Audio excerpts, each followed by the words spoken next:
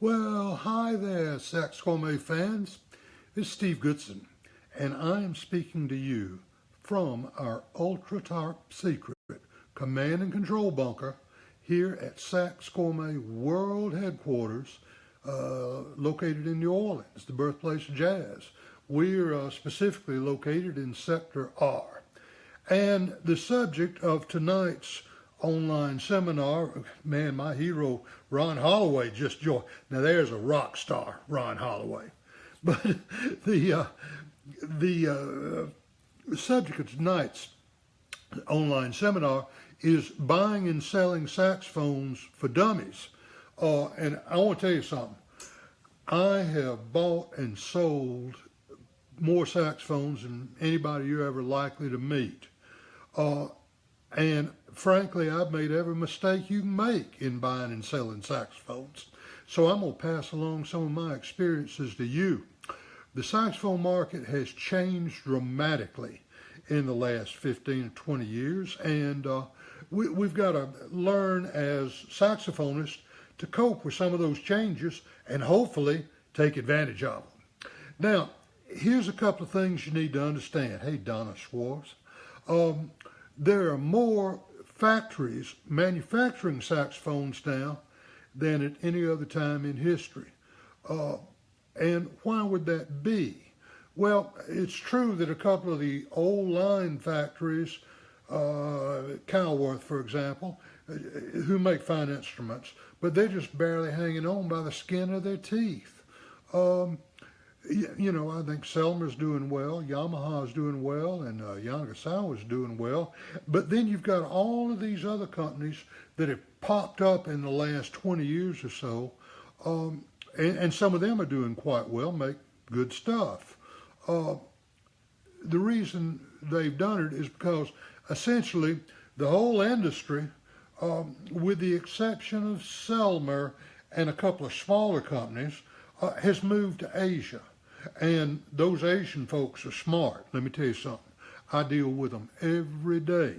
They have a long, long history of expertise in manufacturing and metalworking. And they are nobody's fool. They saw an opportunity and they took it. And what they have done is they have brought a lot of manufacturing expertise to the saxophone making business that we didn't have available before. And Kid Rock saxophone player Johnny Evans just joined us. We were watching Kid Rock today, Johnny. But anyway, I want to tell you that the Asian people, first in Taiwan, Japan, and now mainland China and Vietnam, they're all making some really good instruments. Now, frankly, there's some factories over there that are making absolute junk. But I think the best saxophones in the world are coming out of a factory in Vietnam. Who would have figured that? And believe me, I've bought horns from just about every major factory over there at one time or another. Now, the thing that they have done in Asia that, of course, some of our big manufacturing companies, automobiles, for example, that each brand buys components from other sources. There are a couple of companies in mainland China that make thousands of different woodwind keys, and they sell to most of the saxophone factories. Not a lot of people make their own key work anymore. In Taiwan, there are companies that only make necks. There are companies that only make bells. There are companies that only make body tubes. And then there's a lot of companies that buy those components and put them all together. I know in my company, for our Sax Gourmet brand, for our factories, and I think we deal with the best in the world, we provide a lot of the components to them. We provide the pads, the resonators, key touch pearls, thumb rest, strap hooks, all kind of stuff. You know, that's the way it works now.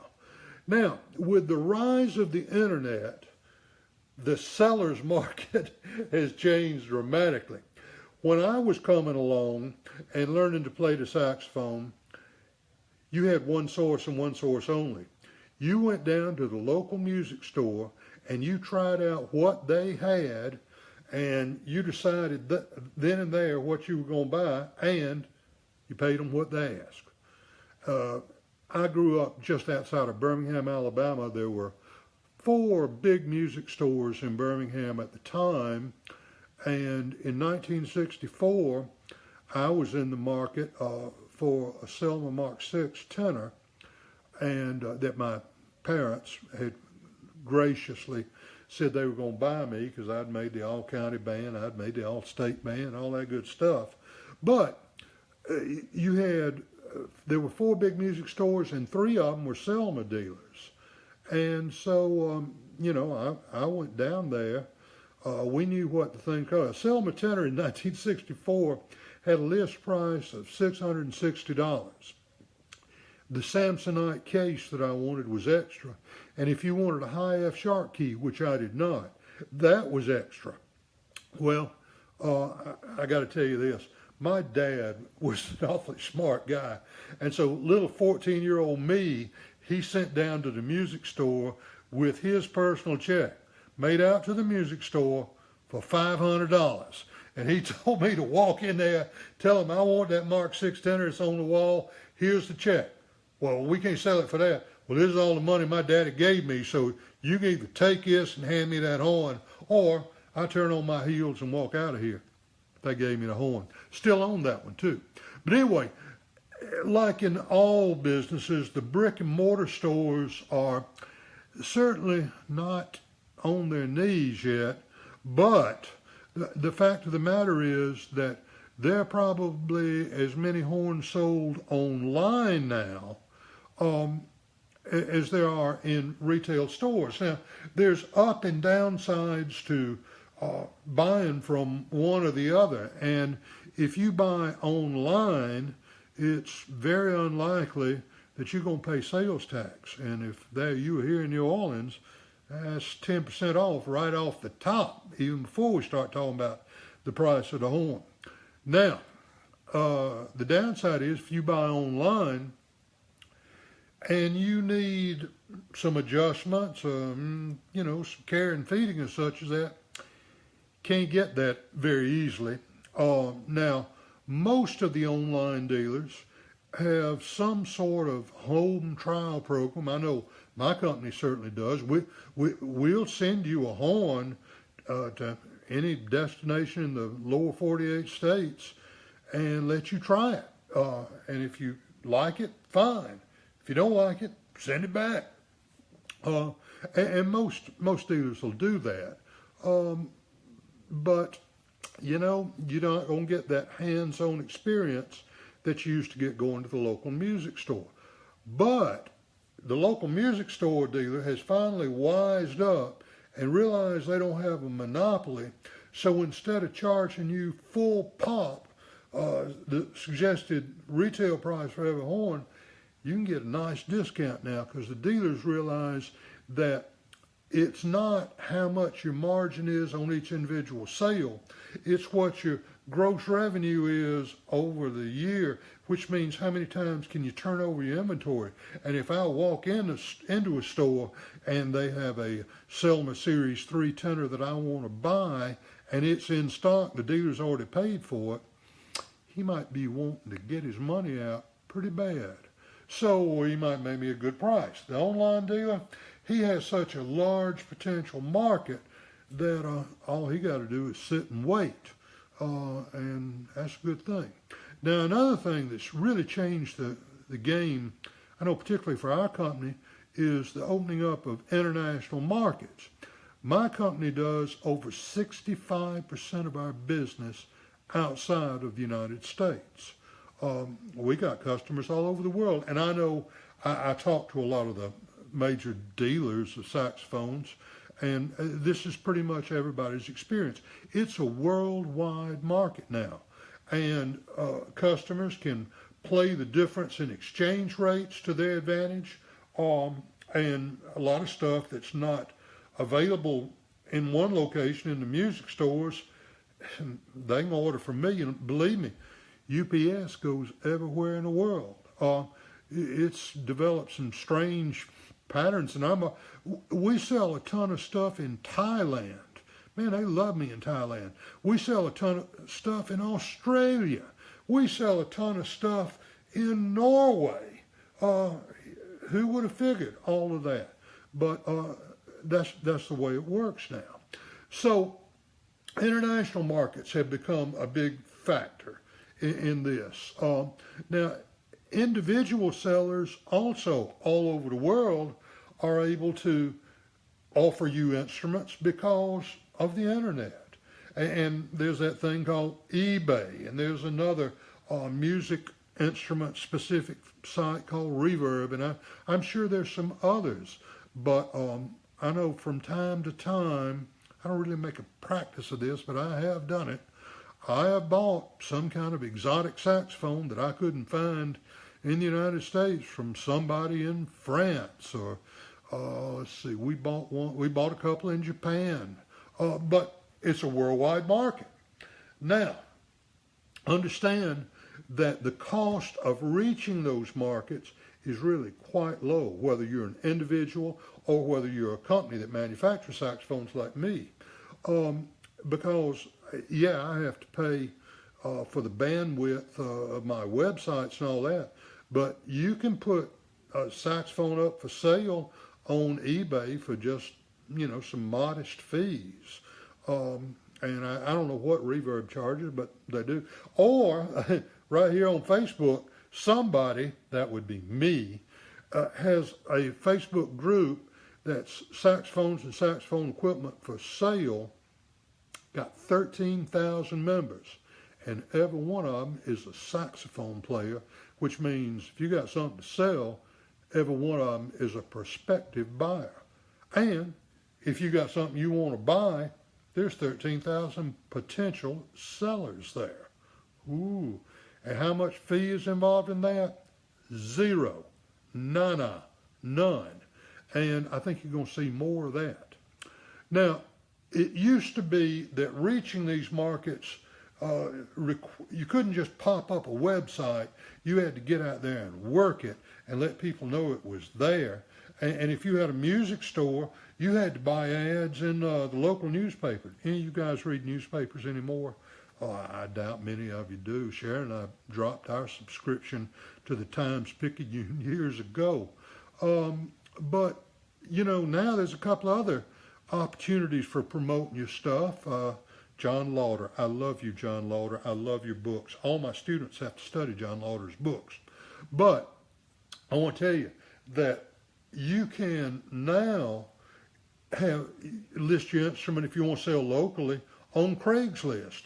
And I know some people that look in Craigslist in other cities. Print media, I guess you can take out ads in Downbeat or whatever, but I never thought they were worth the money, in my opinion. Now, understand this. Here's another thing that's really changed the way saxophones are bought and sold, is there's a big change in the retail supply chain. It used to be when you were a dealer for a certain brand, chances are you didn't deal with the factory. You dealt with somebody who was a distributor. For example, Selmer USA up in Elkhart, Indiana, is the U.S. distributor for Selmer Paris saxophones, which means if you got a horn made in France, first it had to go to Elkhart before it went to the dealer in Louisville, such as that. Now, Selmer USA is not doing this for their health, so they got to make some money too. Now, and they're certainly not the only ones doing this, and there's nothing wrong with it, nothing wrong at all, but they got to make money too, so your price kind of went up a little bit. Well, now there's something you can do.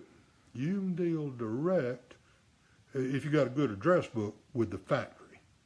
In other words, you got a music store there in Berkeley, California, and you want to buy some saxophones.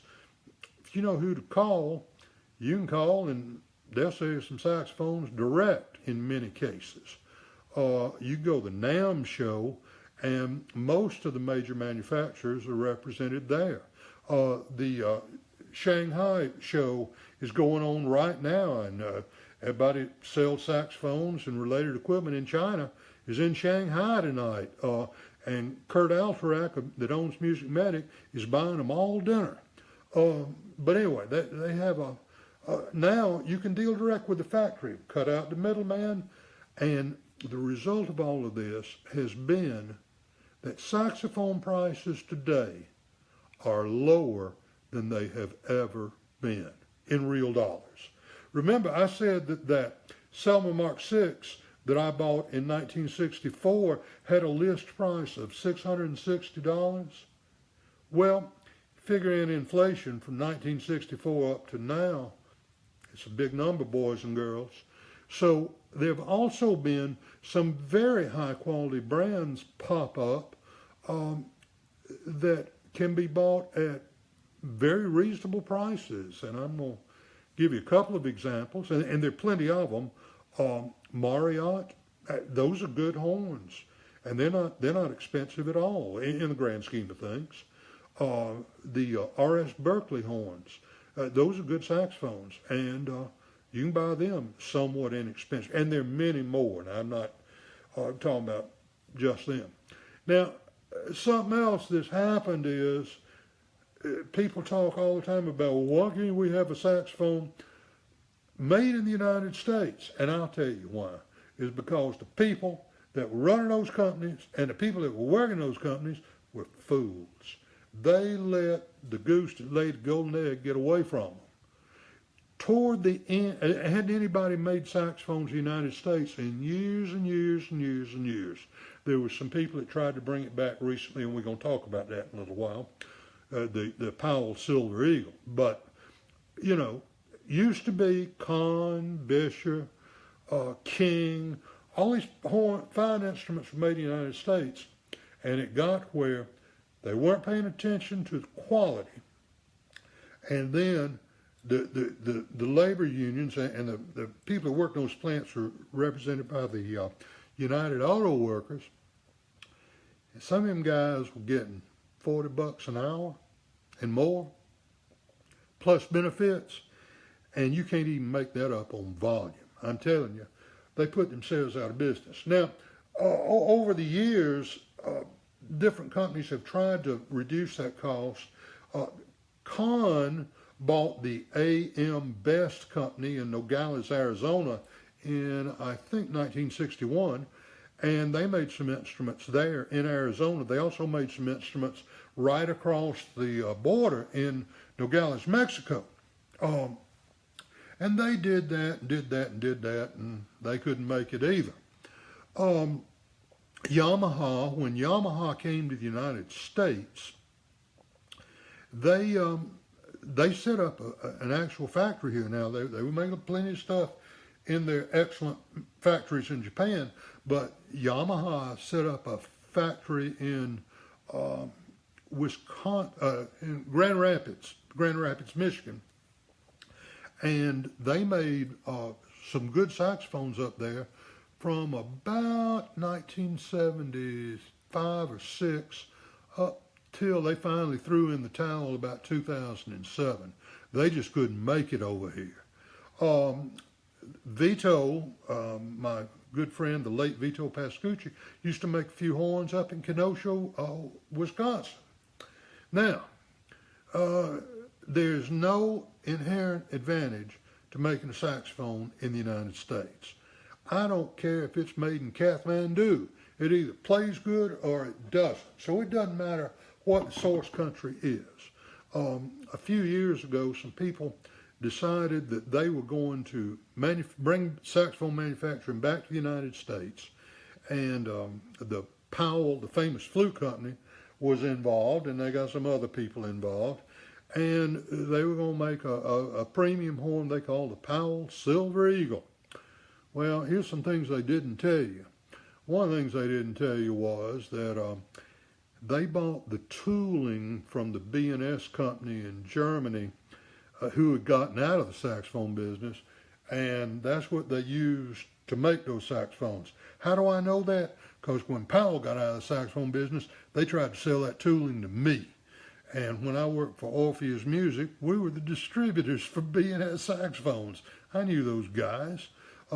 So that was essentially a B&S Medusa, and they put some lipstick on the pig to make it a little better. Another problem they had is they had some guy who was a repairman, no experience in saxophone manufacturing, doing their setup, and I never played one, that was fresh from their hands, but I understand they played like pigs, and the quality control was bad. So if you're going to do it, you got to do it right, but it's just too expensive to make horns in the United States. Same thing that's going on in Europe. You talk to a member of the Selmer family about how much it costs to do business in France, and everybody going to get 6 weeks of vacation, and they only work 35 hours a week and all that good stuff. But God bless the Selmers, and they're wonderful people. They're very committed to a very high-quality instrument, super high-quality instrument. And I want to tell you something. They are expensive now, but the Selmer family, you can call over there and talk to somebody named Selmer, and they're really trying to do a good job, but it's tough to make stuff in Europe now for the same reasons it is here. Over the years, the Yamaha company, and remember, if you look at Yamaha's corporate logo, it is 2 tuning forks, because what was their original business? Musical instruments. Yamaha came over here in about 1971, 72. I worked, after I got out of college, for one of the first Yamaha dealers in the United States. And man, everybody was resistant to that stuff, and they played great. I was the recipient of a set of Yamaha 61 saxophones. I'm telling you, those were good horns. And now, look at Yamaha now. They're one of the leading manufacturers in the world of not just saxophones, but all kind of musical instruments.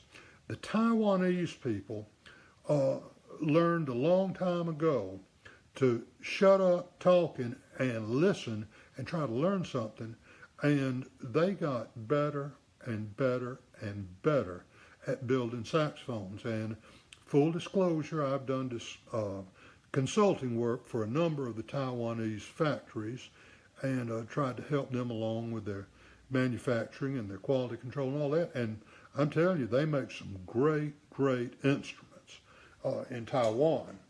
And the Chinese, the mainland Chinese people, when they decided to industrialize China, man, they got the musical instrument business in a big way. There are whole districts in Beijing and Shanghai that are just devoted to the manufacture of musical instruments. And some other towns that have 10 million people living in them that you never heard of, Tianjin and all that. And I want to tell you something. There are people in China making as good a saxophone as you can buy anywhere in the world. Anywhere in the world. And they do it in a very reasonable cost. And very, very pleasant people to work with as well. The Chinese have got it figured out, and that's why they very much dominate the market today. There are a lot of you right now playing on Chinese horns, and you don't know you're playing on Chinese horn. You know, my saxophone is so great and all that. You better believe it is, because some good folks in China made that horn. Now, as I said earlier, my favorite factory in the world, and I know most of them, is the Crown Hope factory in Vietnam. That's where a good bit of our Super 400 is manufactured. We provide some of the components, and we do some of it here. But I'm telling you, those guys there at that factory are doing a super, super job. And they don't just make stuff for us.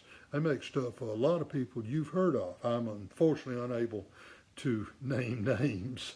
But now, which I mentioned a little earlier, the decline of the distributors. You can deal directly with the factory now. And the factories over there in Asia, I know the first time I met one of the big operators over there, I went to his hotel room in Los Angeles at the Hilton at the LAX. And there in his room, he had 3 altos. One of them was a perfect copy of a Selmer Series 3. One of them was a perfect copy of a Yamaha 62, and one of them was a perfect copy of a Yanagisawa 901. And he said, which one you want? Or I can put Yamaha keywork on a Selmer body tube or what, mix and match and all that. Wow, that cuts down your design cost now, doesn't it? And really gives them a lot of flexibility. Also, the minimum orders for the Asian factories are a lot smaller than what it used to be. If you were a music store and you wanted to buy horns from Kahn or some of these other guys, you know, it's amazing how few horns they'll contract to make if you buy it off the shelf. Now, another thing that we need to understand is all of these efficiencies in the marketplace have lowered the cost of saxophones. You can buy a not too bad saxophone made in Asia for less than $700. You can buy a really great one for, you know, $1,500. You can buy something that's just fantastic for, you know, not a huge amount of money. The Asian folks have also gotten very good about making super premium horns because they want to learn how to do it very well. And they have. Believe me, those guys have learned their lesson. Their margins over there, because we're dealing direct between the factory, the back door of the factory, and the end user, that's you, are a lot lower. It used to be that almost all saxophones were sold at full pop, which meant if the music store paid $500, you paid $1,000. Well, it ain't like that anymore. Margins are a lot tighter because the business is a lot more competitive.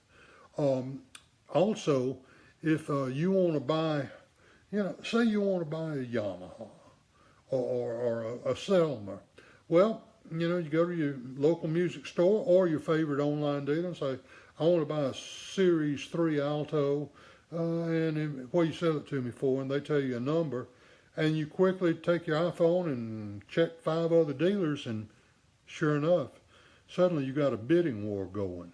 And the same thing happens with brick and mortar stores versus the internet. Now, a lot of people I know go to brick and mortar stores, try out the horns, then they buy it on the internet because the internet dealer had got a lower price because he got a lot lower overhead.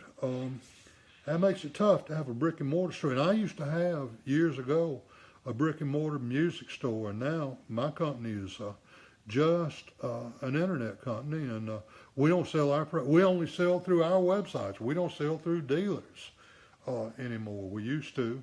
So understand that in the new horn market, it's a different world. Now, because there's so much more activity in the new horn market, there are a lot more used horns being traded in. Plus, since the advent of eBay particularly, and suddenly everybody thinks, well, my grandpa's saxophone has been sitting under the bed for 40, 50 years. Suddenly it's got to be worth $1 million because it's old, you know, and we all know the old horns are better, right? You know, well, not necessarily, but suddenly all of these horns came out of basements and attics and closets, snapped from under bed, and they got on the market today. And so the retail dealers, they got some.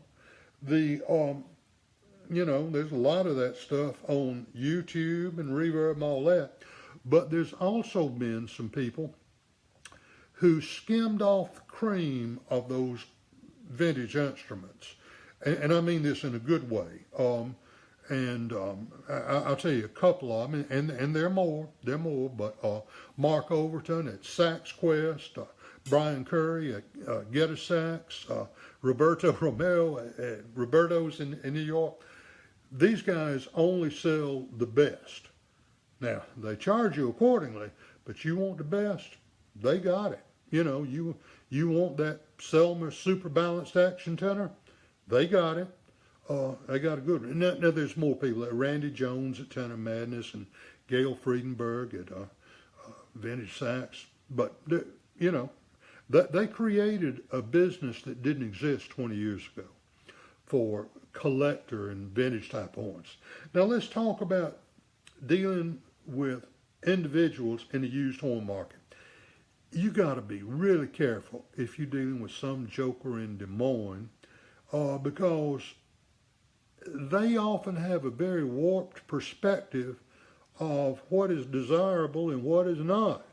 You know, chances are they got a old bush of True Tone and they don't know that there's hundreds of thousands of them floating around. They say, well, this horn's 80 years old, so you know it's worth something. No, it's not.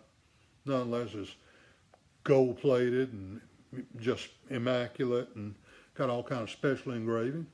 And so they're going to try to overcharge you. Also, if you want to ask technical questions about condition and all that, you're not going. It's not that they're going to try to mislead you, although a lot of them will. Some of them don't, but they just don't know.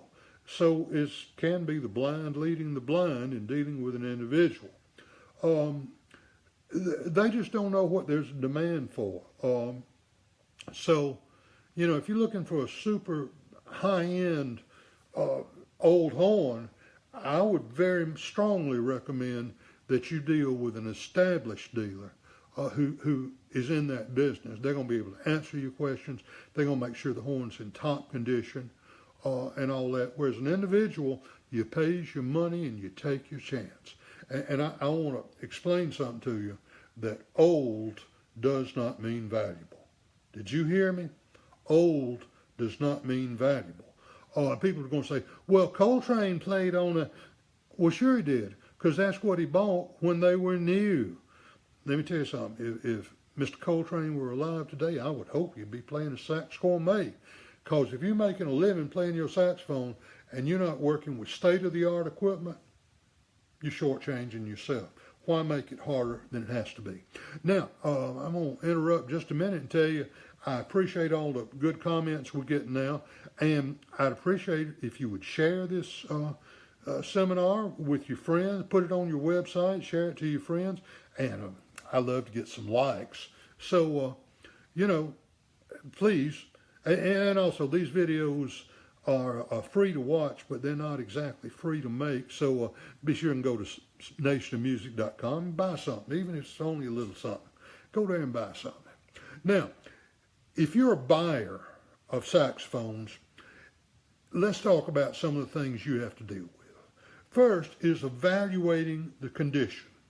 And I dare say that only one saxophone player out of 10 owns a leak light or knows how to look and see if the key fit is what it ought to be. Does the horn need to be swedged?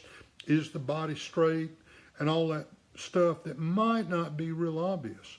Well, if you don't know and you're about to plunk down a bunch of money, you need to take somebody with you to see that horn that does know. Or see if you can get it and take it to your repair technician that you trust. It's very difficult when you're dealing with an individual to get an accurate description. You know, I had a lady call me last week saying, you know, people think I want to buy horns all the time, and I don't. There's a couple of things I still want for my collection. If you've got a Buffet Powell tenor, I'm looking for one of those. And if you've got an original LeBlanc Le Rationale, I want one of those. So call me. But, you know, she said, I've got a Bisher, and you know, it was my father's. And, you know, I know you'd like to buy it because this is a rare collector horn. It's got mother of pearl on the keys. And it's silver plated. Well, hell, all of them were silver plated, or virtually all of them were. They didn't have lacquer in those days, and yeah, all of them had mother of pearl key touches too. And she, you know, and I asked her what serial number was, and she started reading me the patent date. No, you know, deal with somebody that knows what they're doing. If you don't, absolutely. On these used horns, something that I think is very important is if you're going to buy one, get yourself a horn that is in as original condition as humanly possible. And by that I mean the original finish, and which brings up that question about, is it an original lacquer or a re-lacquer, and how do you tell?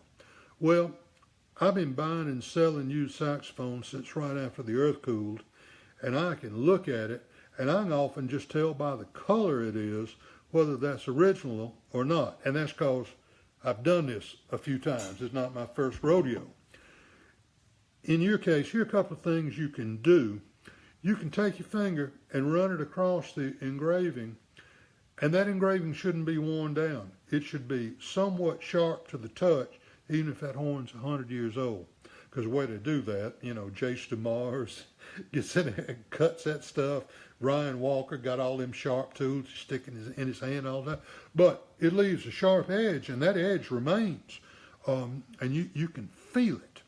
Another thing you can look at is you can see on the tone holes, look at the top of the chimney and see if it's kind of been saddled a little bit. They do that when they buff them. And another thing they do when they buff them is they don't clean them out real well inside like they ought to, even though we've all got ultrasonic cleaners available. You can look inside tone holes. A lot of times you'll see a little bit of that red rouge in there and all that. They didn't do that at the factory. Look for where the serial numbers are and see if they're kind of smoothed out. And if it's a 6-digit number and it's going across the curve of the back, where they put it on that buffing wheel, the first digit will be worn down more than the others. But just look at a lot of horns, and if you don't know, take somebody with you who does. Now, another thing, this really gets my goat, is people have put in the wrong pad and resonator in a horn they're trying to pass off as original. You know, like I'll say, cylinder balanced action, and it's got plastic resonators in it. Are you kidding me? You know, now, granted, if you came here to me and saw a lot of the horns in my collection, they pretty much have black Sax Gourmet kangaroo leather pads in them. But you ain't got your own pad line, so I will tell you that in your horns you ought to put original pads, and they're available. And make sure they are the correct thickness, which is something a lot of these knucklehead repairmen don't understand. If you don't know, find out what the correct thickness is. The style of resonator should be what was originally in there. Now, my company makes and sells resonators and all that. And if you want to put some of those resonators in your purple logo Yamaha, cool, we'll sell them to you. But don't try to pass it off as original if you do. So, you can have an older horn that's been improved by putting Sax Gourmet pads and PowerPoint resonators and a 3-ring strap hook and all that stuff. And yeah, but be sure it's disclosed that it's not completely original. Now, how do you go about determining the value of a used instrument? Well, here's one thing you need to keep in mind. I've been publishing since about 1995 a value guide to vintage saxophones. And if you're going to use that, and I think it's very widely quoted on eBay and other places, you know, Steve Goodson says, worth this. Well, be sure and read the preface, because those numbers we give you there are for a horn that's in absolutely perfect original condition with the original case and all the original accessories. Now, if it's not that, and or the horn's got to have a repad such as that, then deduct the price of a repad from whatever that number is. Now, my good friend and my hero, Casey Ray Light, just joined us, and Casey is a good example. Now, Casey's one of the best alto players I've heard in my life, and he's my buddy.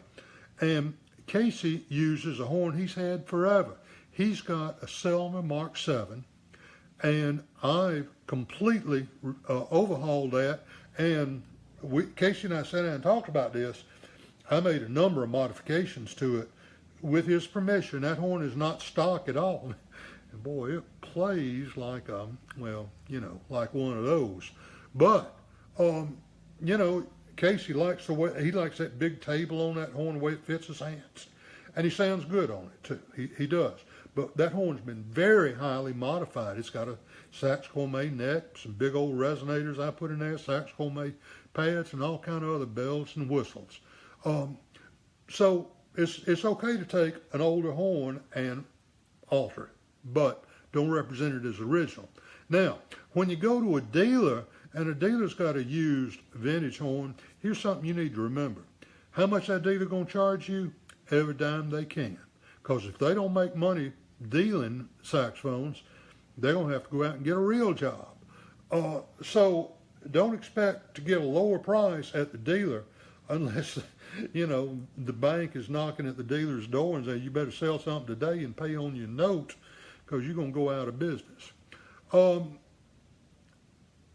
If you look at the prices on auctions, on eBay and Reverb and such as that, I don't think those are in any way representative of the true market value. We don't even use eBay values in the prices on our value guide because a lot of times it's the blind leading the blind, and crazy stuff happens at auctions all the time. You may get no bidders, or two guys bidding against one another and running the price up. I don't think that's representative of what the market is, all the way across.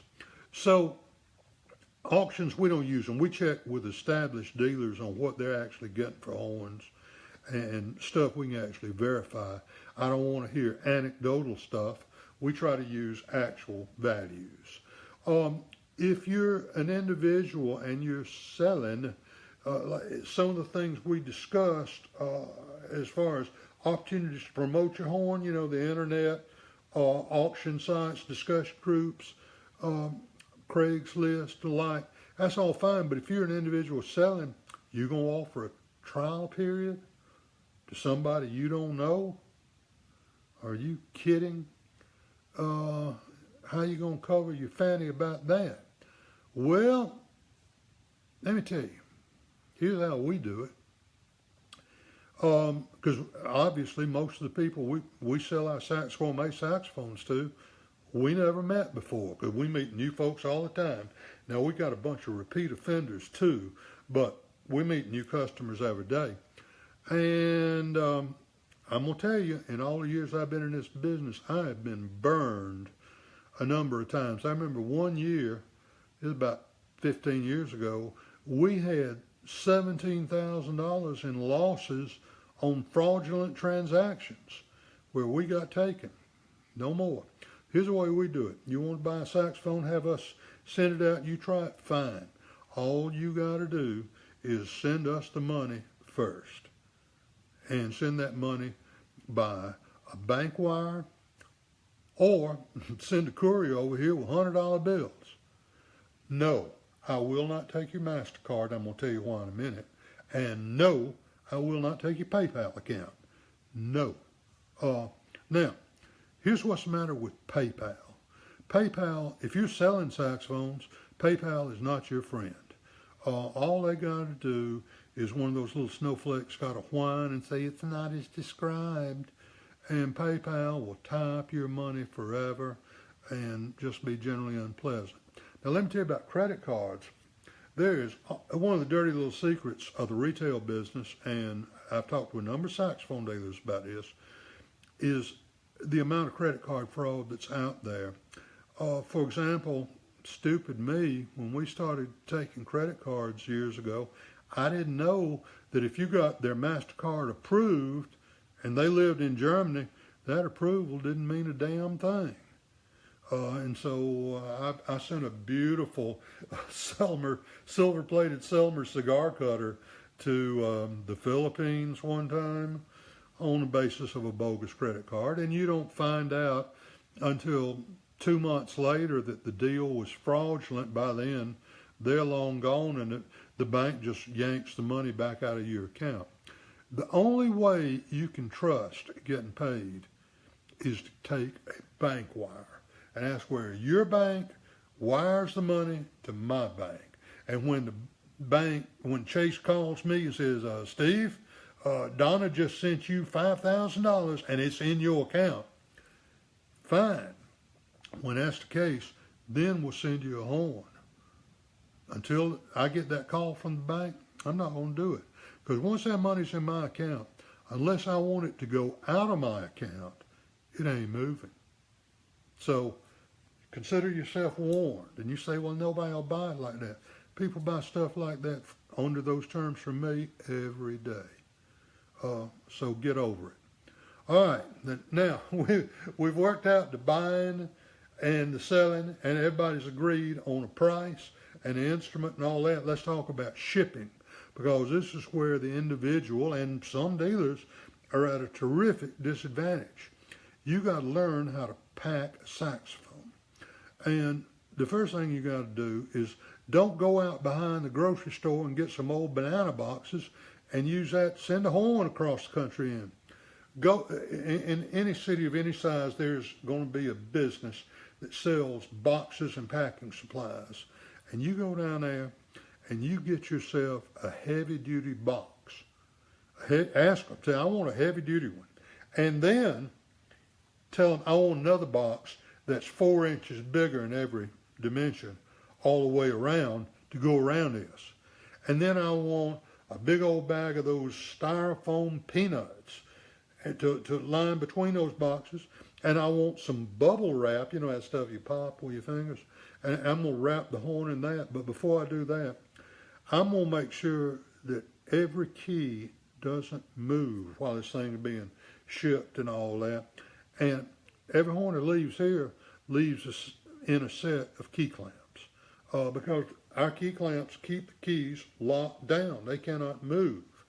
And so when the horn gets to its destination, nothing's moved. The pads hadn't bloated out. You know, if I send a horn to Bill in Phoenix, Arizona, his climate's very different from the climate in New Orleans. The difference in humidity is going to make the pads distort, but if they're in key clamps, they won't. So you have to pack that box. Assume the worst. You know, assume those big old guys that work for UPS are going to throw it back and forth and it's going to fall off the conveyor belt a couple times. Expect the worst. You can't overpack, and that's the best money you can spend. And we've had cases where no matter how good a job we did of packing, something went wrong in the shipping. We sent a Super 400 Series 2 tenor to a good customer in Switzerland. Man, that thing got there. It was well packed too. It was bent like that. It was horrible. It happens sometimes. So that brings me to the subject of insurance. Now, if you try to send this thing, we use UPS exclusively. But if you try to send it through FedEx, which I don't recommend, or God help you, if you try to send it through the Postal Service, when you're there, you know, placing your shipping order, they're going to try to sell you some insurance. Well, if you only do this once a year, maybe that's okay, but I'm going to tell you, if you have a claim, they ain't going to pay you. They're not. And you ask anybody that's ever tried to deal with them on a claim. In our company, we have a separate policy for all our shipments, but then we're shipping stuff every day. But in your case, you know, don't count on insurance to bail you out. Now, we don't use the Postal Service because people say, well, the Postal Service is cheaper. Well, you get what you pay for, and to some destinations, they're actually more expensive.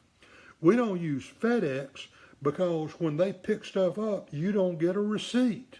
And one time they lost a horn. I mean, it just dropped off the radar. And, you know, we can never collect from them just because of the way their system works. You know, they couldn't help us. UPS, we deal with them every day. We find them to be the best, and they go everywhere. Now, within the UPS system, I want to tell you that we only ship domestically second-day service. Why is that? That's because on the second-day service, the instrument is carried, handled by far fewer people. Doesn't go on those 14-story high conveyor belts. Also, if you put a declared value of $5,000 or more, they have a separate procedure for carrying what they consider a high value item, and it also gets carried a lot more gently. So even if you only sell it at home for $2,000, it might be worth the money to say it's worth $5,000 just to get that special treatment.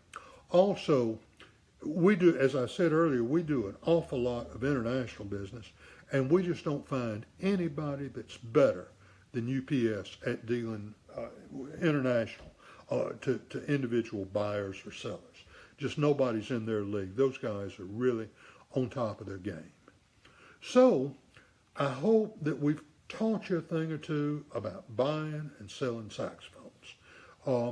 It's not too late to like this presentation, and we'll get it up on YouTube in a couple of days.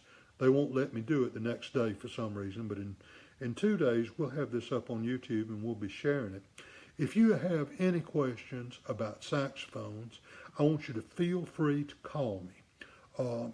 I'm usually in my office Monday, Tuesday, and Wednesday between 10 a.m. and 3 p.m. Central Time. I am not in the office after that, and I am not in the office generally on Thursday, Friday, or weekends. But you can call me Monday, Tuesday, or Wednesday, and I'll be glad to take your call and answer any question I can about any aspect of saxophones you feel like I might know something about. I want you to know that we very much appreciate all the business and support that we get from you guys. I'm glad that most of you like our ads. I'm sorry that some of those precious little snowflakes, you know, Tyler, Alex, Jack, and all their other little snowflake buddies, I know they didn't like them, and I don't care. Because if nothing else, our business has gone up. So you guys keep those petitions coming. In the meantime, I want everybody to remember, practice long tones every day, call me when you need to, and keep your reed wet. Goodbye for now, and thanks for watching.